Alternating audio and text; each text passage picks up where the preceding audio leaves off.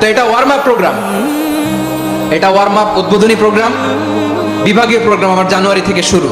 তো যা যা করছেন আমার সাথে পেকুয়াতে সব কিন্তু বয়ান দিব ওই জায়গায়, সব বলে দিব পেকুয়াবাসী কি করছে।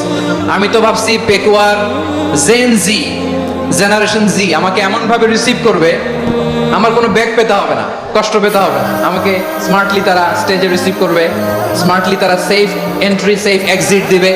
তো বাস্তবে তো উল্টা, একেবারে উল্টা। আমি জানি জায়গা নাই, ওই যে দেখছেন উত্তর রেডি আছে। আমি জানি যে ধারণ ক্ষমতার অনেক বেশি লোক হয়ে গেছে, এটা আমি জানি। ভালোবাসা কোনো আইন কানুন দিয়ে মাপা যায় না, এটা আমি জানি। এটা যে ভালোবাসার বহিঃপ্রকাশ এটাও আমি বুঝি, ভালোবাসাকে আটকায় রাখা যায় না। এটা যে ভালোবাসার অগ্নি স্ফুলিঙ্গ, এটারে কোনো কিছু দিয়ে দামায় রাখা যাবে না, এটা আমি টের পাই। এজন্যই মনকে বুঝতে যেটা ভালোবাসা।